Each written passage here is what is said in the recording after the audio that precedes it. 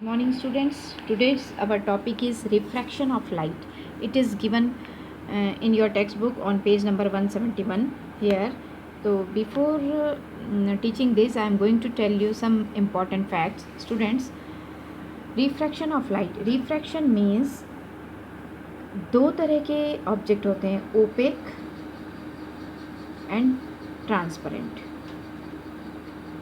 जब हमने रिफ्लेक्शन पढ़ा था तब ओपेक ऑब्जेक्ट माना कि एक ये प्लेन मिरर है और ये एक ओपेक ऑब्जेक्ट है, इसके ऊपर कोई रे ऑफ लाइट आई थी तब ये रिफ्लेक्ट हो गई थी सेम एंगल से. अगर हमने यहाँ नॉर्मल ड्रॉ किया था तो incidence angle and reflected angle both are same, ये हमारा रूल था.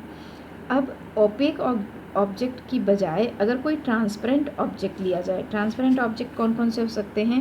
एक तो एयर या वाटर या ग्लास, ये एक ट्रांसपेरेंट ऑब्जेक्ट होते हैं. अगर लाइट, कोई भी रे ऑफ लाइट इन ऑब्जेक्ट्स में से गुजरती है, इस ऑब्जेक्ट्स के अंदर से जाती है, तब लाइट में रिफ्लेक्शन ना होकर लाइट रिफ्रैक्ट हो जाती है. जैसे स्टूडेंट्स, कभी कभी आपने देखा होगा कि कोई पानी से भरा ग्लास है, उसके अंदर एक पेंसिल अगर हम डाल दें तो हमें वो थोड़ी सी झुकी हुई दिखाई देती है. कैसे दिखाई देती है स्टूडेंट्स? देखिए, माना कि कोई एक ये ग्लास का स्लैब है, ठीक. अगर कोई रे ऑफ लाइट इस ग्लास स्लैब पर जा रही है तो हमें ये पता है कि रेक्टिलिनियर प्रोपगेशन ऑफ लाइट, इसका मतलब ये होता है कि कोई भी रे ऑफ लाइट स्ट्रेट लाइन में मूव करती है. अगर ये स्ट्रेट मूव कर रही है तो इस ग्लास में से होकर ऐसे चली जाना चाहिए थी. लेकिन क्या होता है कि ये एयर में से, यहाँ एयर है, एयर से जब ये ग्लास में जा रही है और ये ट्रांसपेरेंट मीडियम है, तब ये क्या होता है, ये थोड़ी सी ऐसे झुक जाती है. ये एक लॉ है कि ऐसे झुक जाती है. कैसे? अगर हम एक नॉर्मल ड्रॉ करें, ये नॉर्मल है, तो ये जो इंसिडेंस रे है और ये रिफ्लेक्टिंग नहीं, अब ये रिफ्रैक्टिंग रे है, ये नॉर्मल की तरफ थोड़ी सी बेंड हो गई है. देखिए, तो स्टूडेंट्स, अगर ये फिर से इस रे को ऐसे जाना चाहिए था, लेकिन ये थोड़ी बेंड हो गई है टुवर्ड्स नॉर्मल. अगर ये रे ऑफ लाइट यहाँ से फिर से बाहर जाती है तो इसको फिर से स्ट्रेट लाइन की तरह ऐसे चले जाना था, लेकिन ये ऐसे ना जाकर ये अगेन ऐसे चली जाती है. यहाँ अगर हम फिर से एक नॉर्मल ड्रॉ करें तो हम देखेंगे कि दिस रे of light bend away from the normal. Here it is bending towards the normal because light enters in denser medium. It is a denser medium. It's called denser medium. It's called rarer medium. Why it is? Air थोड़ी हल्की होती है इसलिए इसको rare medium कहा है. Glass के अंदर कुछ डेंसिटी ज़्यादा होती है इसलिए इसको डेंसर मीडियम की कहा है. तो अगर कोई ray of light rare medium से डेंसर मीडियम में जाती है तो वो अपने नॉर्मल की तरफ ना थोड़ी सी बेंड हो जाती है, बेंड टुवर्ड्स द नॉर्मल. अगर कोई ray of light denser medium से रेयर मीडियम में जाती है तो it bends away from the normal, normal से दूर की ओर बेंड हो जाती है. ये रिफ्रैक्शन के रूल्स हैं दो. इतना समझ में आया स्टूडेंट्स? देखिए स्टूडेंट्स, आपकी बुक में पेज नंबर 173 पर एक ग्लास स्लैब लिया गया है. यहाँ पर रे ऑफ लाइट दी है, इसको बेंडिंग दिखाया है, नॉर्मल से bend towards the normal, here bend away from the normal. और यहाँ पर कुछ नेम्स दे दिए हैं रेज के, आप यहाँ पढ़ेंगे तो आपको समझ में आएगा. लेकिन बेसिक जो कॉन्सेप्ट था वो मैंने आपको बताया कि अगर कोई ray of light rare medium से डेंसर मीडियम में जाती है तो it bends towards the normal, and if it goes denser medium from denser medium to rare medium then it bends away from the normal. ये दो law इस पर काम करेंगे. और इसी तरह से हमारा जो लॉ बनता है रिफ्रैक्शन के, the following are the laws of refraction of light. अगर हम रिफ्लेक्शन ऑफ लाइट के दो लॉ देखें तो हमारा फर्स्ट लॉ दोनों में सेम रहता है. देखिए आपकी बुक में जो हम देख रहे हैं, this is the first law, the angle of incidence is equal to the angle of refraction. This here the incident ray the normal to the mirror at the point of incidence and the reflected ray all lie in the same plane.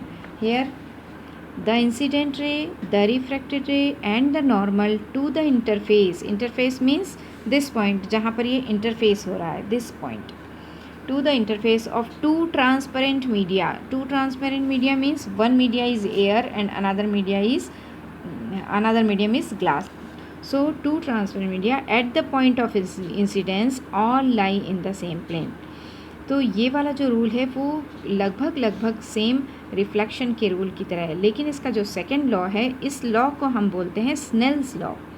Students, Snell's law क्या कहता है कि the ratio of sine of angle of incidence. Sine of angle of incidence means जो हमारा जो incident angle बना था, ये जो एंगल इंसिडेंट एंगल और ये रिफ्रैक्टिंग एंगल, या ये इंसिडेंट एंगल और ये रिफ्रैक्टिंग एंगल है ना, तो ये दोनों अगर इसको साइन ट्रिग्नोमेट्रिक वैल्यू में ले रहे हैं हम साइन में, तब the ratio of sine of angle of incidence to the sine of angle of refraction is a constant. देखिए student, sine i upon sine r always its value is constant. अब इसकी वैल्यू कैसे constant होगी ये मैं आपको समझाती हूँ. देखिए स्टूडेंट्स कि sine of I and sine of R कैसे कांस्टेंट होगा. माना कि कोई ये ग्लास स्लैब है, अगर यहाँ से कोई रे ऑफ लाइट आ रही है और फिर ये नॉर्मल की तरफ बेंड होती हुई ऐसे टकरा रही है, तो ये जो angle of I and angle of R ये कांस्टेंट होगा. तो इसकी एक वैल्यू बिल्कुल कांस्टेंट होती है जो आपकी बुक में दी हुई है, पेज नंबर 175 पर एक टेबल दी हुई है, उसको हम बाद में देखेंगे. लेकिन मैं आपको ये बता रही हूँ कि ये दोनों कांस्टेंट कैसे होगा. अगर ये एंगल माना कि इतना है, अगर इस एंगल को थोड़ा बढ़ा दिया जाए, ये नॉर्मल, ये एंगल ऑफ इंसिडेंस बड़ा दिखाई दे रहा है आपको, और ये एंगल ऑफ रिफ्रैक्शन देखिए ये छोटा दिखाई दे रहा है.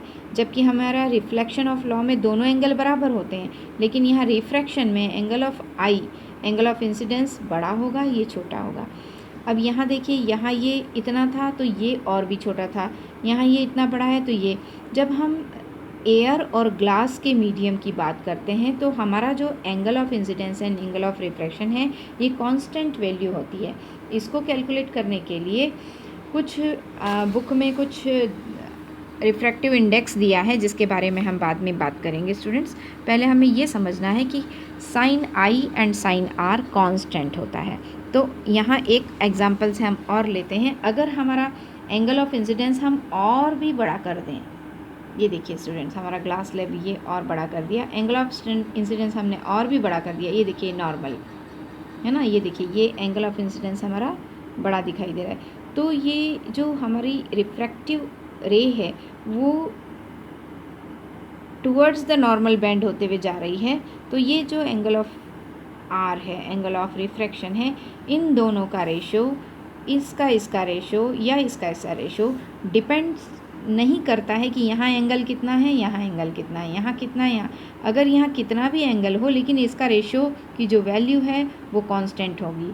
अब कांस्टेंट वैल्यू क्या होगी हम बाद में देखेंगे, लेकिन वैल्यू अगर इसकी 5 है तो इसकी भी 5 होगी, इसकी भी 5 होगी. इसको हम डिस्क्राइब करने के लिए फिर से एक दूसरा एग्जांपल मैं आपको बता रही हूँ. सो स्टूडेंट्स, हमारा second law, the ratio of sine of angle of incidence, this is sine of angle of incidence sine I and the sine of angle of refraction, the ratio of this value is constant if I is the angle of incidence and R is the angle of refraction. So students, इतना आपको समझ में आया होगा. Students, तो refractive index, उसको जो constant value होती है ना, उसको हम रिफ्रैक्टिव इंडेक्स कहते हैं. इसको हम नेक्स्ट वीडियो में समझेंगे.